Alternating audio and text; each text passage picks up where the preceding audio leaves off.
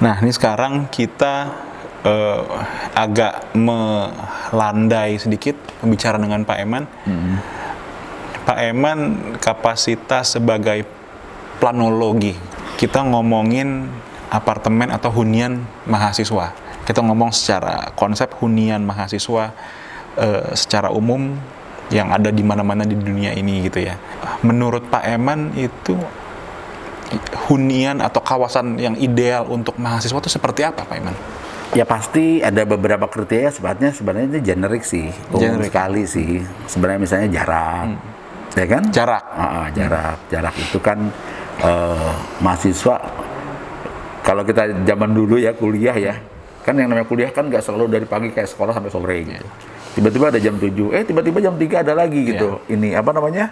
Kelas. Kelas. Gitu kan, kelas. Nah terus dan dia tidak selalu harus di kampus terus kan, dari pagi sampai sore kan, bisa-bisa dia juga harus pulang dulu ke rumah. Nah dulu saya pernah kuliah di Bandung itu, kebetulan itu agak lebih dekat ya, kira-kira ya 10 menit lah, 15 menit lah dari kampus lah.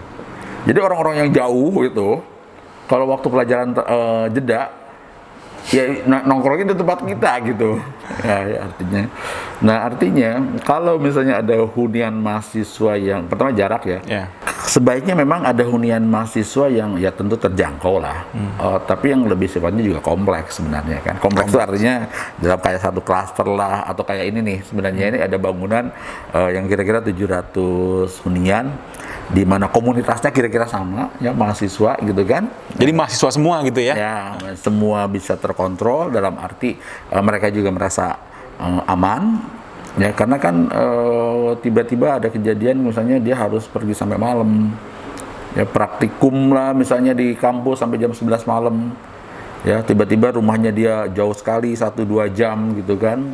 Nah itu kan harus dijaga juga ya kan. Nah terus kalau misalnya ada hunian dormitory yang lebih dekat dan dia juga mempunyai fasilitas untuk belajar gitu kan, itu kan betapa baiknya gitu kan. Ini kan sebenarnya di mana-mana juga bisa seperti itu.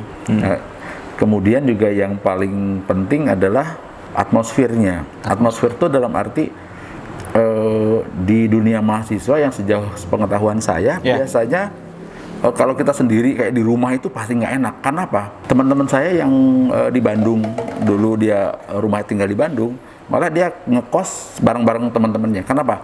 Kalau bareng teman-teman itu dia sangat update terhadap informasi. Iya, betul. Tiba-tiba ada perubahan ini, jadwal kuliah misalnya.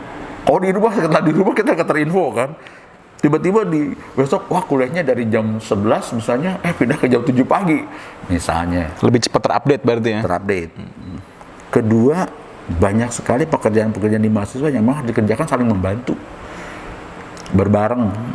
Kerja kelompok gitu ya? Kerja kelompok, pasti itu. Mau kerjanya cuma individu, maksudnya cuma individu itu artinya kayak matematik aja gitu. Atau kayak arsitek lah, gambar. Tapi kalau ada temennya kan, aduh, gua tuh begini, bingung kenapa ya, kayak gitu-gitu. Mungkin hanya satu datang ke kamarnya sebelah gitu, gua bingung yang ini gimana ya? Oh giniin aja, oh iya, balik lagi misalnya.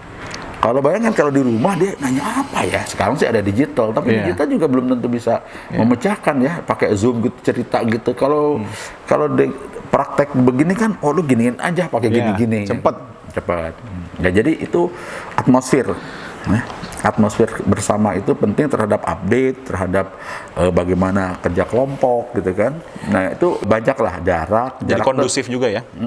Bagus. Memang dunia mahasiswa dari dulu sampai sekarang pasti sampai masa datang akan seperti itu. Tidak hanya bisa dengan digital, tapi dengan bertatap muka ya, berbareng itu juga bisa lebih efektif sebenarnya. Artinya ketika mahasiswa berkumpul dengan mahasiswa itu menjadi kondusif buat dia belajar, buat dia atmosfernya sama semua gitu ya. Jadi spiritnya update terhadap data, update terhadap situasi. Pas musim ujian, semua ujian.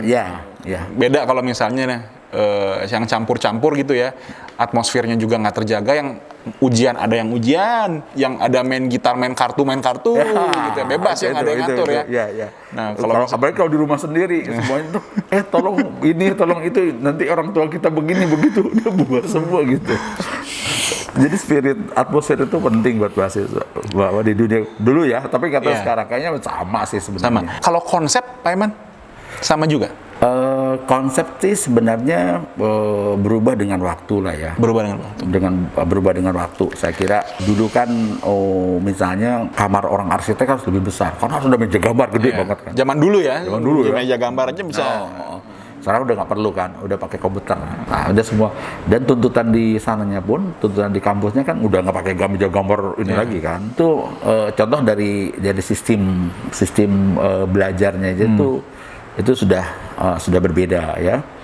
Terus memang dalam banyak hal bisa di deliver dengan digital. Ya, digitalize segala macam, lebih efisien, lebih cepat. Jadi udah paperless segala macam.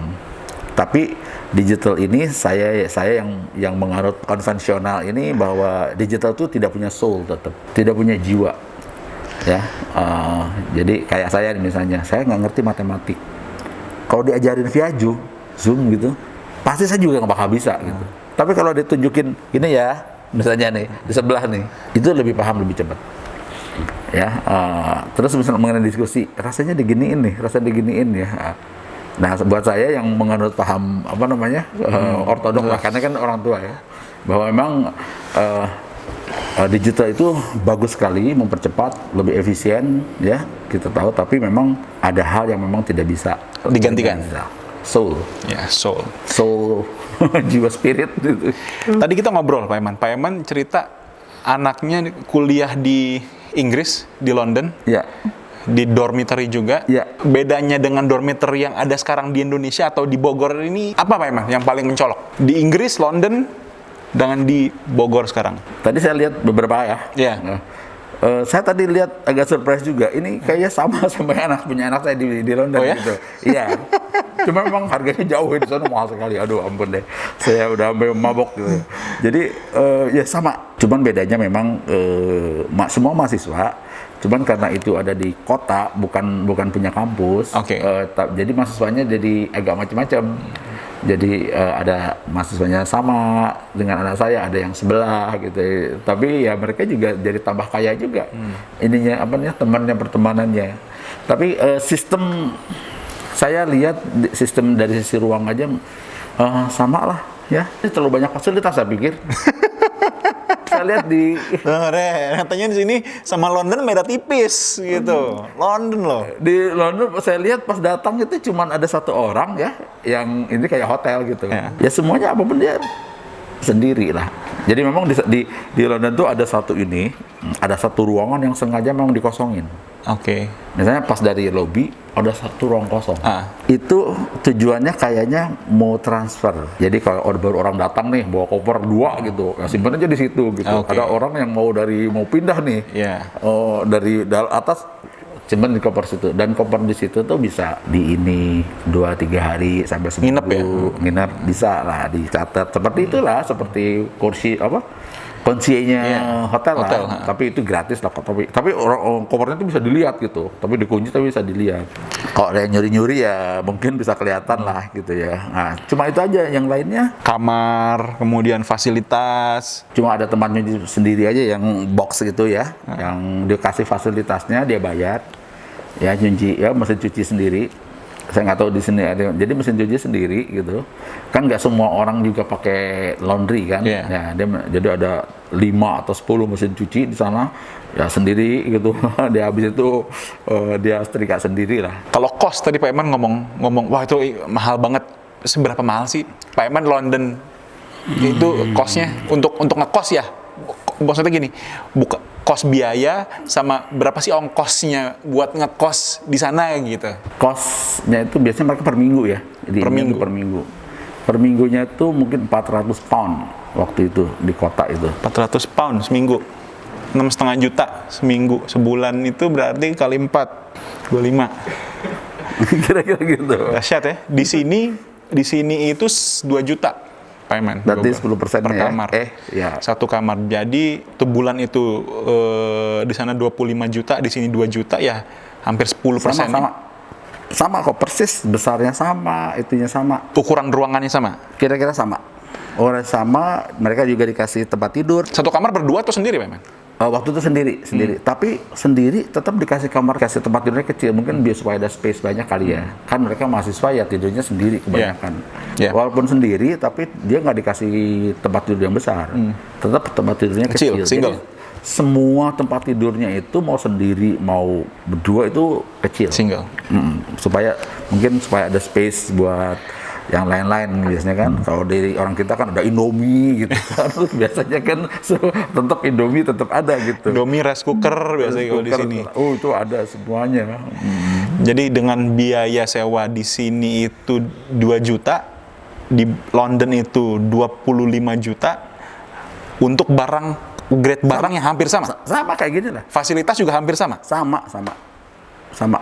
Sama tuh artinya ada tempat duduk kan, tempat dia belajar, ada kursi satu, terus kemudian ya ada wastafel, ada tempat itu ya, memang ada kompor Di listrik. meja di kamar. Ada kompor listrik kecil gitu, jadi mereka nggak usah bawa kompor, jadi kompornya kompor listrik supaya nggak nggak ada apinya gitu. Nah itu ada memang di situ. Fasilitas pendukung artinya ruang belajar, kafetaria. Sama, nggak ada malah saya lihat di sana tuh. Cuman mereka biasanya kan sekitar kos-kosan itu ya, apartemen gitu ya. Di seberangnya memang ada tempat kopi gitu. Nah kan di seberangnya orang mahasiswa banyak gitu ya. Jadi kalau dunia kampus ya di sana banyak memang mahasiswa semua. Ada dunia kerja ya, ada juga orang yang mau kerja. Tapi kebetulan di situ di tempat kos yang waktu itu saya nggak ada. Dia kan udah 3 kali pindah ya. 3 kali pindah itu cuma ada satu yang ada kafetaria tuh saya lihat. Ada tempat makan juga sih. Cuma satu, tapi itu orang luar yang buka usaha di sana. Paling ada meja pingpong lah, apa kayak gitu-gitu. Kebanyakan tuh meja-meja untuk orang di bawah ketemu ya. Misalnya ngobrol, belajar sama-sama gitu ya, atau ngobrol sama-sama gitu. Nah, oke.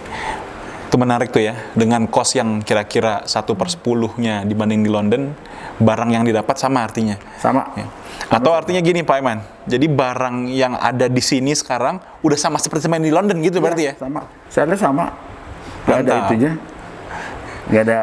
Cuman memang kan di sana kan high rise gitu kan. Ya, di sana kan nggak mungkin nggak high rise. Kalau nggak high rise mungkin dia jadi rugi ya. Iya, rugi banget. Nggak ngerti deh. Malah nggak banyak fasilitas kok di sana. Mungkin karena di kampusnya juga udah karena dekat kampus jadi bisa sharing facilities mungkin.